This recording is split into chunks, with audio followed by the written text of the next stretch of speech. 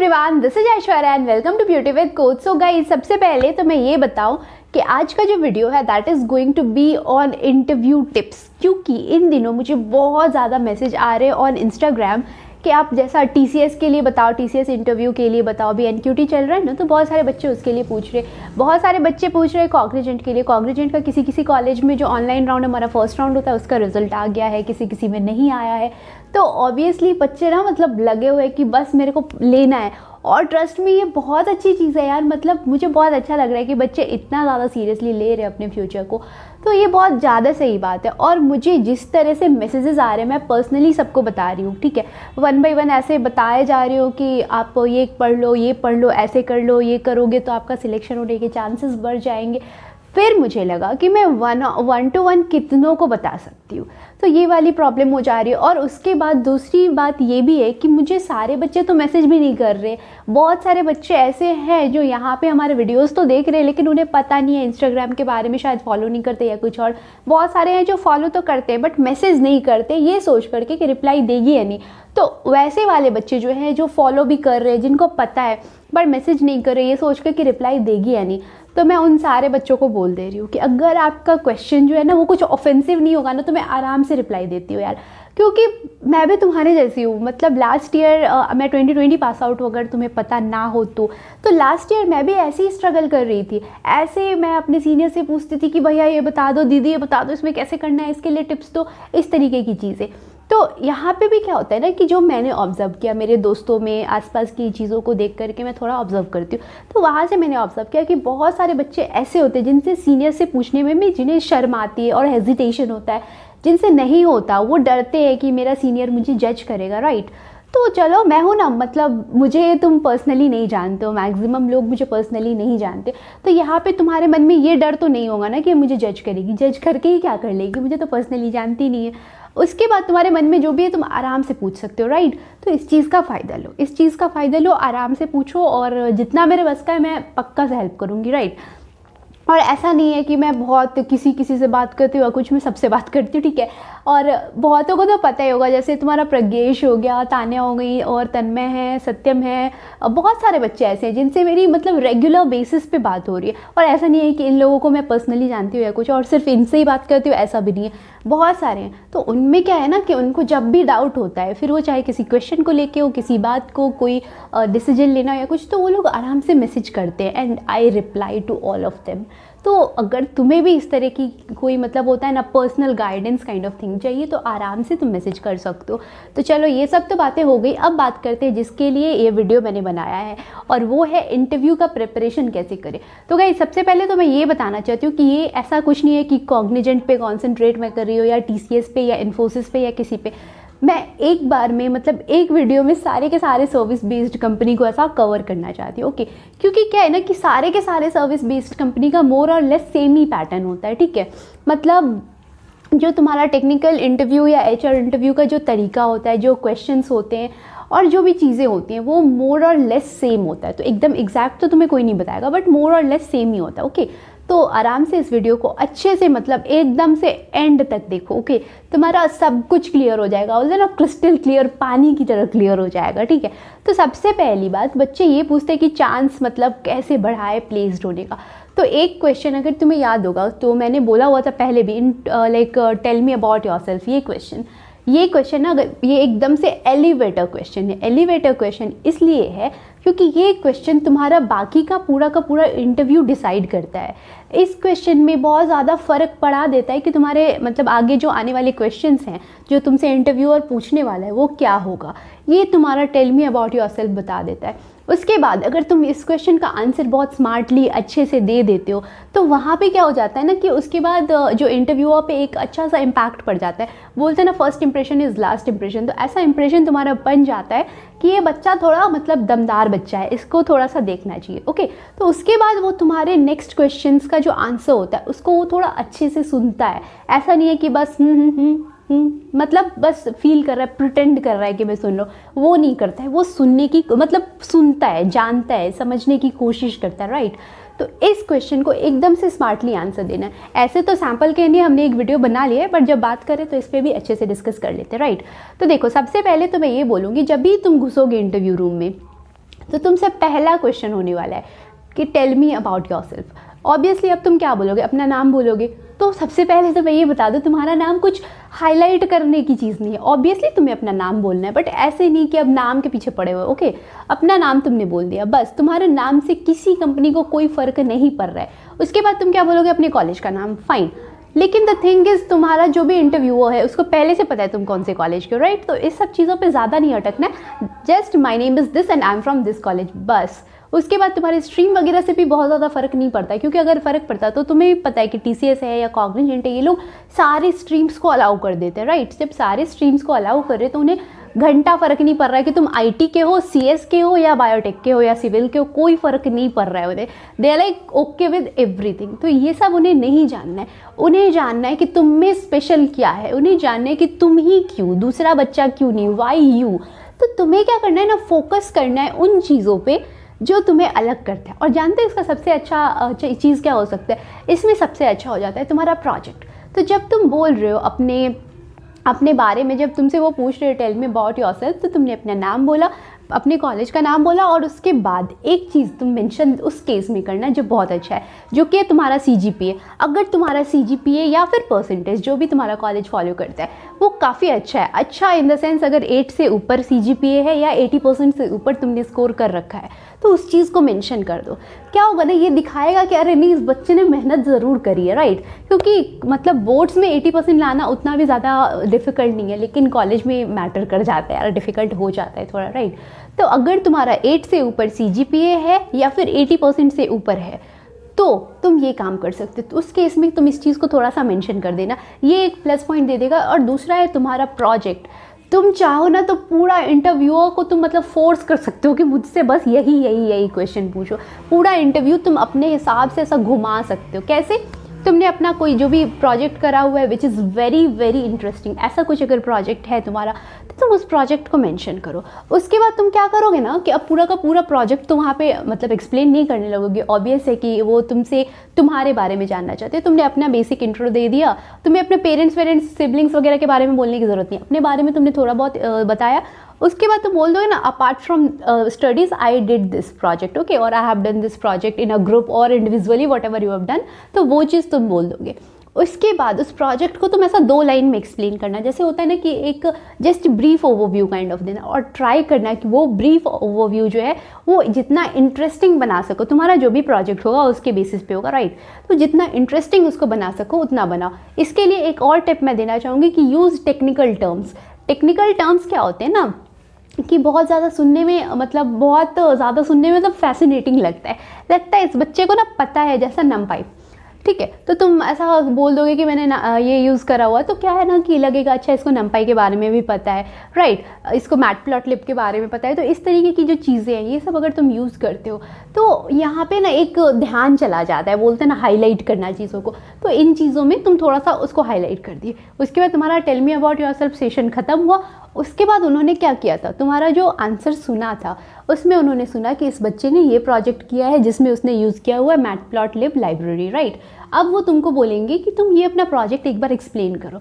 अब तुम अपने प्रोजेक्ट को डिटेल में एक्सप्लेन करना। यहाँ भी एक स्मार्ट गेम खेलना है। स्मार्ट गेम ये खेलना है कि अगेन तुमने वहाँ पे सिर्फ एक लेट से मैटप्लॉटलिब नाम का एक लाइब्रेरी का टर्म यूज़ करा हुआ था, राइट। ये टर्म तुमने यूज़ करा हुआ था in tell me about yourself. Now they are asking for your about your project, right. अब जब तुम अपने प्रोजेक्ट को एक्सप्लेन कर रहे हो, ट्राई करो जितना ज़्यादा तुम कर सको उतने टेक्निकल टर्म्स यूज़ करो। अब इसका ये मतलब मैं नहीं बोलूँ कि इतना ज़्यादा हाई फाई कर दो कि मतलब इंटरव्यूअर भी बोले बस कर मेरे बाप बहुत हो गया, नहीं ऐसे नहीं। लेकिन ना मतलब थोड़ा सा यूज़ करो, इसलिए यूज़ करो क्योंकि इससे क्या होगा ना कि नेक्स्ट क्वेश्चन वो क्या पूछेंगे तुमसे पता है। नेक्स्ट क्वेश्चन ये पूछेंगे कि ये जो भी तुमने टर्म XYZ यूज़ करा है इसको एक्सप्लेन करो। एंड ऑब्वियसली वो तुमको पता होगा क्योंकि वो प्रोजेक्ट तुमने करा हुआ है। उस प्रोजेक्ट के बारे में तो मतलब बोलते हैं ना A to Z तुम्हें सब पता है, राइट। तो अब तुमसे वो नेक्स्ट क्वेश्चन ये पूछ देंगे। ऑब्वियसली अब तुम कुछ नॉर्मल सी बात बोलोगे कि this is a that blah blah blah, तो एकदम बेसिक वाली चीज़ अगर तुम बोलोगे तुमसे क्या ही बोलेंगे एक्सप्लेन करने, राइट। वो तुमसे एक्सप्लेन करने नहीं बोलेंगे। पर अब मैंने क्या बोला था, तुमने मैटप्लॉटलिब घुसा दिया, उन्होंने प्रोजेक्ट के बारे में पूछा, वहाँ जाके तुमने 2-4 और लाइब्रेरीज़ के बारे में थोड़ा बहुत घुसा दिया। अब वो तुमसे उस लाइब्रेरी के बारे में क्वेश्चन थोड़ा बहुत कर देंगे, ठीक है। उसके बाद तुम एक और चीज़ घुसा सकते हो, ये घुसा देना कि मतलब इस पर्टिकुलर प्रोजेक्ट को करने के लिए मैंने लेट से पाइथन लैंग्वेज यूज़ करा, राइट। अब तुम ये बोलोगे तो उनको ये भी पता चल गया कि अच्छा इस बच्चे को पाइथन भी आता है। तो तुम क्या कर रहे हो, तुम इंटरव्यू को अपने हिसाब से घुमा रहे हो। उसके बाद जो भी टेक्निकल टर्म्स उन्हें इंटरेस्टिंग लगेगा वो उस पर थोड़ा बहुत पूछ लेंगे, राइट। उसके बाद तुमने उन्हें बता दिया कि मेरे को पाइथन आता है। जब तुमने ये बात बताया कि मेरे को पाइथन आता है, अब वो तुमसे पाइथन से कुछ क्वेश्चंस पूछेंगे, ठीक है। अब वो तुमसे पाइथन से कुछ क्वेश्चन पूछने लगे तो तुम खुद ही सोच के देखो तुमने कितना ज़्यादा टाइम किल कर लिया है। तुम गए, अपना जो इंट्रो दिया, इंट्रो में लेट से तुमने 4 से 5 मिनट या 3 मिनट लेट से ले लिया, 3 मिनट तुम वहाँ पे किल की। तुम फिर से 3 मिनट कहाँ पे किल की हो, अपने प्रोजेक्ट को एक्सप्लेन करने में। फिर से 3 मिनट तुमने किल करा है अपना जो भी कुछ टर्म्स उन्हें अच्छे लगे उन अच्छे खासे टर्म्स को एक्सप्लेन करने में, राइट। उसके बाद 5 मिनट तुमने ले लिया एक्सप्लेन करने में पाइथन को, राइट। पाइथन का नॉट एक्सप्लेन करने, पाइथन से जो भी तुम्हारे क्वेश्चन पूछ रहे उसमें तुमने कर लिया। तो कितना हो गया, अगर तुम सोच के देखो तो तुम 14-15 मिनट पहले ही खा चुके हो, राइट। और इंटरव्यूअर के पास इतना टाइम नहीं होता है, वो मैक्स टू मैक्स तुम्हें सिर्फ 20 मिनट देते हैं, maximum 20 minutes, not more than that नहीं देने वाले हैं, उतना भी नहीं देंगे। 15 से 20 मिनट एनफ। 15 मिनट तुम पहले ही खा चुके हो, जिसमें तुमने बकवास नहीं करी है, तुमने टाइम वेस्ट नहीं करा है, लेकिन क्या करा है ना कि उसको अपने हिसाब से घुमा लिया है, राइट। तो तुम 15 मिनट पहले ही खा चुके हो, बचा 5 minute. Obviously data structure and algorithm, as I always say, ये ना कंप्यूटर साइंस और आईटी इंडस्ट्री जो भी बोल लो, इसका ना एकदम से बेस है, इसके बिना कुछ नहीं होता। तो इसलिए मैं हमेशा बोलूँगी कि डेटा स्ट्रक्चर और एल्गोरिदम में एकदम अच्छे से प्रिपेयर होके जाना, ओके। तो अब उनके पास सिर्फ 5 मिनट बचा है, तुम खुद ही सोचो वो 5 मिनट में तुमसे कितना ही क्वेश्चन पूछ लेंगे। 2-4 क्वेश्चन पूछेंगे डेटा स्ट्रक्चर से, थोड़े बहुत 1-2 पूछ लेंगे एल्गोरिदम से। अगर स्टिल उनके पास टाइम बचा तो, नहीं बचा तो बस आपका इंटरव्यू खत्म। स्टिल अगर उनके पास टाइम बचा तो 1-2 क्वेश्चन वो पूछ लेंगे डीबीएमएस से। डीबीएमएस बहुत बड़ा है, राइट, बहुत बड़ा। इसमें क्या पढ़ना है, ये कन्फ्यूज़न बहुत बच्चों को रहता है। तो देखो इसमें ज़्यादा डीप में नहीं जाना है। अब वहाँ वो बैठ करके तुमसे नहीं बोलने वाले कि ये टेबल ड्रॉ करो या कुछ नहीं बोलेंगे। वहाँ पे वो तुमसे सबसे ज़्यादा क्वेश्चन करेंगे डीबीएमएस में जॉइंट्स से वो भर के क्वेश्चन करते हैं, ठीक है। तो डिपेंडिंग अपॉन उनके पास टाइम कितना है उतने क्वेश्चन वो जॉइंट से करेंगे, और कितना ही ज़्यादा करेंगे, 2-3 क्वेश्चन करेंगे बस। स्टिल अगर उनके पास टाइम है तो डीबीएमएस में वो थोड़े बहुत नॉर्मलाइजेशन से क्वेश्चन पूछ सकते हैं। तो डीबीएमएस में जॉइंट्स, नॉर्मलाइजेशन को छोड़ के कुछ भी नहीं पढ़ना, ओके, प्लीज़ मत पढ़ना, ओके। उसके बाद वो तुमसे एसक्यूएल क्वेरीज करवा सकते हैं। तो एसक्यूएल जो है ना वो इतना इजी है, इट्स लाइक ऑलमोस्ट इंग्लिश ही तो है। तो एसक्यूएल जिस बच्चे को बिल्कुल नहीं आता है उसको सीखने में 1 वीक लगता है, राइट। सो 1 हफ्ते में वो बच्चा अच्छे से सीख सकता है। फिर तुम तो मतलब पास करके आओ, डीबीएमएस वगैरह पढ़ के आओ, तो तुम्हारे लिए और कम दिन लगेगा, राइट। तो वो थोड़ा सा अच्छे से कर लेना। तो क्या होता है ना कि तुम अगर बेसिक डीबीएमएस का भी बेसिक एसक्यूएल समझ गए हो तो तुम क्वेरीज अपने हिसाब से लिख सकते हो, राइट। तो ये चीज़ बस डीबीएमएस तुम्हारा हो गया। डीबीएमएस मतलब तुम्हें जॉइंट्स पढ़ना है, तुम्हें नॉर्मलाइजेशन पढ़ना है और तुम्हें एसक्यूएल क्वेरीज लिखने आना चाहिए। बस इतना कर लिया, बात खत्म। इसके बाद मुझे नहीं लगता है कि टाइम बचने वाला है। स्टिल अगर बच जाता है और इंटरव्यूअर को और क्वेश्चन पूछने का मन करता है तो वो तुमसे क्वेश्चन पूछेंगे फ्रॉम सॉफ्टवेयर इंजीनियरिंग। अब क्या सॉफ्टवेयर इंजीनियरिंग पूरा पढ़ के जाए तो ट्रस्ट में इतना बोरिंग सब्जेक्ट है ना, मतलब बोलना नहीं चाहिए क्योंकि मैं खुद एक एडुकेटर हूँ तो मेरे लिए अच्छा नहीं है बोलना, बट स्टिल यस, मुझे ऐसा फील होता है कि सॉफ्टवेयर इंजीनियरिंग इतना बोरिंग, मतलब चाटू सब्जेक्ट है पूरा। क्योंकि क्या है ना कि पूरा का पूरा थ्योरी भरा हुआ है, बहुत कम कुछ मॉडल्स वगैरह जो हैं उनको छोड़ करके पूरा का पूरा थ्योरी ही तो है, और क्या है उसमें, राइट। तो इतना थ्योरी तुम्हें पढ़ने की कोई ज़रूरत नहीं, सिर्फ टेस्टिंग पार्ट, क्योंकि टेस्टिंग छोड़ के वो तुमसे नहीं ज़्यादा पूछने वाले। तो सॉफ्टवेयर इंजीनियरिंग में टेस्टिंग पार्ट पढ़ लेना और थोड़े बहुत मॉडल्स पढ़ लेना, थोड़े बहुत, वो भी एकदम बेसिक, जस्ट एक बोलते हैं ना ओवरव्यू टाइप, बस उतना ले लेना एनफ। टेस्टिंग थोड़ा अच्छे से पढ़ना, मॉडल्स जो है उसके लाइक वाटरफॉल मॉडल हो गया, उसके बाद वी मॉडल हो गया, जो भी, तो ये सारे मॉडल्स जो हैं ये थोड़ा बहुत एक जस्ट देख लेना ऊपर से, बस तुम्हारा काम खत्म। इतना अगर तुम कर ले रहे हो तो तुम्हारा टेक्निकल इंटरव्यू हो गया, ओके। उसके बाद एक छोटी सी बात बता रही हूँ, मतलब इसको मोटिवेशन चाहो तो मोटिवेशन जैसे ले सकते हो, जिस तरीके से लेना भाई ले लो, ओके। तो देखो इसमें क्या होता है, उसके बाद भी हो सकता है कि तुम रिजेक्ट हो जाओ, even after answering all the question, yes it is possible. अब ये मैं क्या बोल रही हूँ, मतलब मैंने सारे आंसर दिए उसके बाद मैं कैसे रिजेक्ट हो जाऊँ, राइट। चांसेस कम है, ऑब्वियसली अगर तुम सारे आंसर दोगे तो चांसेस ज़्यादा हैं तुम्हारे सिलेक्ट होने के, फाइन। स्टिल सारे आंसर दे के भी तुम रिजेक्ट हो सकते हो। तो लेट से तुम्हारे पास अब आ गया, मतलब मेल आ गया कि तुम सिलेक्टेड हो गए, तब तो फिर ज़्यादा टेंशन लेने की बात नहीं है। तब क्या करना है, आकर के इस कमेंट मतलब इसी वीडियो के कमेंट सेक्शन में मेरे को बताना है, मन करे तो इंस्टा पे बताना है, जहाँ बताना हो बता देना, ओके, बस इन्फॉर्म कर देना। तो ये एक बात हो गई। और दूसरा केस क्या होता है कि अगर तुम रिजेक्ट हो गए, तुम्हारे पास मेल आ रहा है कि यू गॉट रिजेक्टेड, ज़्यादा टेंशन नहीं लेना है। देखो तुम हो, मैं हूँ, कोई भी हो, तुम दुनिया से झूठ बोल सकते हो यार, खुद से कोई झूठ नहीं बोल सकता, तुम्हें पता है, राइट, तुम्हें सच्चाई पता है। तुम एक बार, तुम्हें किसी और के सामने, मेरे सामने, मम्मी पापा, किसी के सामने एक्सप्लेन करने की कोई ज़रूरत नहीं है, क्योंकि द रीज़न इज़ जब तुम फेल होते हो ना, तो तुम्हारा एक्सप्लेनेशन सुनने में किसी को इंटरेस्ट नहीं है, किसी को घंटा फर्क नहीं पड़ता। तुम अगर बोलोगे कि मैंने सारा आंसर दिया, उसके बाद भी मैं फेल हो गया, सामने वाला बोलेगा ये बंदा झूठ बोल रहा है। मे बी उसके साथ भी ये चीज़ हो, लेकिन वो तुम्हें झूठा ही बोलेगा। तो तुम्हें एक्सप्लेन करने की कोई ज़रूरत नहीं है, ज़्यादा एक्सप्लेनेशन नहीं देना है, क्या हो गया दूसरे कंपनी में देख लेंगे, फाइन। लेकिन अपने आप के पास एनालाइज करना बहुत ज़्यादा ज़रूरी है। तो खुद से पूछ के देखो, क्या मैंने सारे क्वेश्चंस और लाइक मोर देन 80% का आंसर, सारा छोड़ दो, मोर देन 80% भी बहुत होता है, ओके, तो क्या मैंने मोर देन 80% का आंसर सही दिया था? खुद से पूछ के देखो। और सही का मतलब सिर्फ ये नहीं कि मैंने मतलब आंसर करेक्टली दिया था, मेरे एक्सप्रेशंस, मेरा कॉन्फिडेंस, मेरा एटीट्यूड, सब कुछ एकदम सही था। खुद से पूछ के देखो, अगर तुम्हारा आंसर होता है हाँ सब सही था, स्टिल आई गॉट रिजेक्टेड, तो पता है क्या होने वाला है। अगर तुम्हें ऐसा लगता है कि नहीं मैंने अच्छे से आंसर नहीं दिया था, मेरा इंटरव्यू ही अच्छा नहीं गया था, तब तो यू हैव अ रीज़न, तुम्हें पता है मैंने आंसर सही दिया था, मेरा एटीट्यूड गंदा था, मे बी इस वजह से I got rejected. Except that, अगले वाले में एटीट्यूड पे ध्यान देना थोड़ा सा। तुम्हें अगर लग रहा है कि मेरा सब कुछ सही था, मेरा कम्युनिकेशन इशू था, उस चीज़ को थोड़ा ढंग से कर लेना, राइट। तो ये सारी चीज़ें तो है, अगर तुम्हें खुद में कमी लग रही है तो उसको तुम ठीक कर लोगे, right. But the second thing is, और द सेकेंड केस इज, तुम्हें लग रहा है कि नहीं मेरा सब कुछ सही था, पता नहीं मैं क्यों रिजेक्ट हुआ, ये भी केस होता है, एंड इट हैपन्स। अगर ऐसा है तो तुम्हें मैं एक और सीक्रेट बता रही हूँ कॉर्पोरेट का।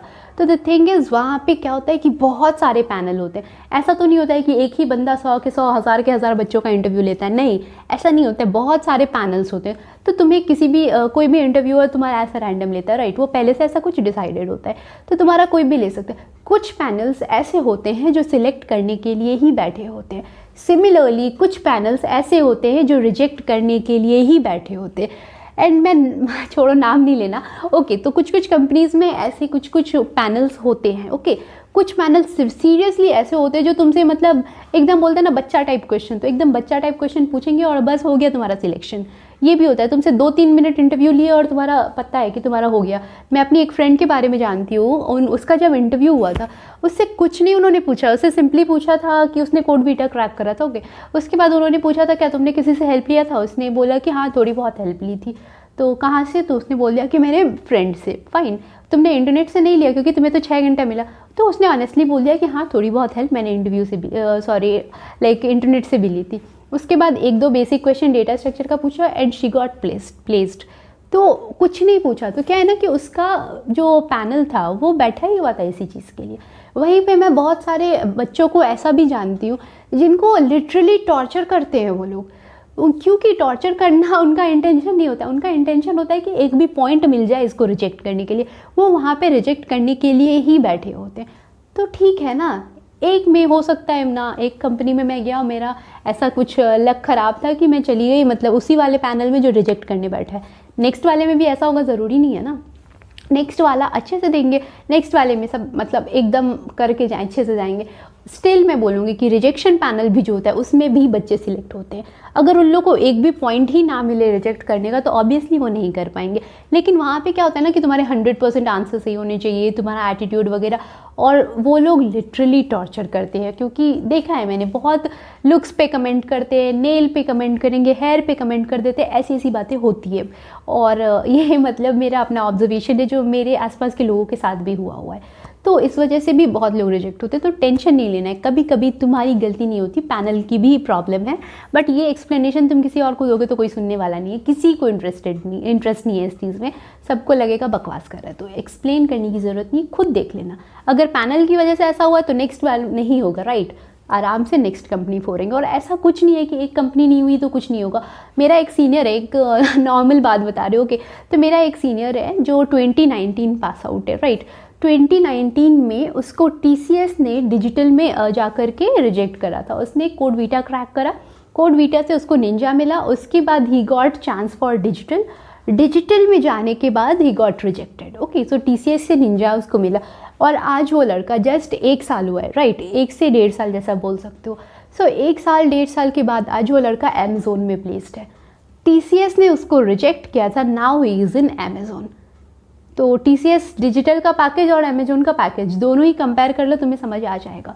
तो क्या ही बोलोगे, हो सकता है वो बंदा ऐसा रिजेक्शन पैनल में बैठा हुआ था, क्योंकि he told me that he answered all the question and I know him personally, he is like genius literally. अगर तुम कॉम्पिटिटिव की बात करो तो उसमें भी सुपर है वो, और बाकी थ्योरी वगैरह में भी मतलब कंप्यूटर साइंस के लिए बना है वो बंदा, इतना सही बंदा है। बट TCS में वो रिजेक्ट हुआ था, बहुत सारे बच्चे सिलेक्ट हुए थे एंड दे डिज़र्व्ड, तो आई respect all of them. But वहाँ पे जाके वो बंदा रिजेक्ट हो गया था और आज वही बंदा सिर्फ 1 साल के बाद जा कर के, और ऐसा नहीं है कि 1 साल के बाद उसने TCS ज्वाइन नहीं करा था, उसके बाद ही उसको EQ मिल गया था और EQ में उसको शायद 8.5 मिल रहा था, तो ही जॉइंड दैट। और उसके बाद सॉरी EPAM उसने ज्वाइन करा था, नॉट EQ। तो लास्ट ईयर उसने TCS छोड़ दिया क्योंकि उसको EPAM मिल गया। 1 साल EPAM में काम किया और आज वो लड़का ArcSium हो रहा है, उसके बाद जा कर के अभी उसने फाइनली अमेजोन में उसे मिल गया। तो 1 साल में इतना कुछ हो गया, राइट। तो ऐसा नहीं है ना कि एक कंपनी में नहीं हुई तो किसी में नहीं होगा, उसने तुरंत दिखा दिया यार। TCS डिजिटल में नहीं हुआ उसका, लेकिन उसी ईयर उसने 5 पाँच फोड़ डाली थी। तो एकदम आराम से चिल रहना है, कुछ वैसा नहीं है, अपना बेस्ट दो, दैट्स इट। तो फाइनली मैं एक जो रैप अप सेशन बोल सकते हो इसको, तो वो अगर मैं बोलूँ तो क्या क्या पढ़ना है तुम्हें, कुछ भी ज़्यादा इधर उधर दिमाग नहीं लगाना है, आराम से डेटा स्ट्रक्चर पढ़ के जाओ। डेटा स्ट्रक्चर के लिए जो हमारा प्लेलिस्ट है that is more than enough. उससे बाहर एक भी क्वेश्चन आ जाए ना तो मुझसे पूछ लेना, ओके। मुझे बोलना कि ऐसा कुछ तो आपने बोला ही नहीं था, क्योंकि सब कुछ है उसमें, ओके। तो डेटा स्ट्रक्चर हो गया तुम्हारा, एल्गोरिदम, यस एल्गोरिदम का हमारा कंप्लीट नहीं है बट यस ज़्यादातर काम तुम्हारा बन जाएगा, तो एल्गोरिदम कहीं से भी देख लेना, ओके। उसके बाद बचता है तुम्हारा DBMS। DBMS के लिए बहुत सारे बच्चे पूछ रहे प्लेलिस्ट नहीं है, तो यस DBMS का प्लेलिस्ट हमारे यूट्यूब चैनल पे नहीं है, बट हाँ तुम्हें DBMS अगर पढ़ना है तो इंस्टाग्राम पे जाके पढ़ सकते हो। इंस्टाग्राम पे DBMS का मैंने अच्छे से बना के रखा हुआ है, राइट। वहाँ से जाकर के तुम आराम से पढ़ो, सब कुछ पढ़ो, बहुत आराम से तुम्हारा क्लियर हो जाएगा, राइट। तो ये हो गया तुम्हारा DBMS की कहानी।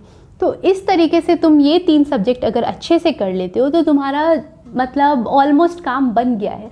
स्टिल टाइम है तो सॉफ्टवेयर इंजीनियरिंग पढ़ लो, नहीं टाइम है तो आराम से छोड़ दो, ज़्यादा टेंशन नहीं लेना है। पर ये 3 सब्जेक्ट बहुत अच्छे से कर लेना। और एक लास्ट मिनट टिप, मान लेते हैं कि कल तुम्हारा इंटरव्यू है, तो एक रात पहले, मतलब कल अगर है तो आज, कम से कम 7-8 घंटे की अच्छी नींद लेके जाना, एकदम मतलब बोलते हैं ना बहुत साउंड वाली स्लीप, क्योंकि नॉर्मल है और ये चीज़ सबके साथ होती है, नहीं हो तो प्रॉब्लम है।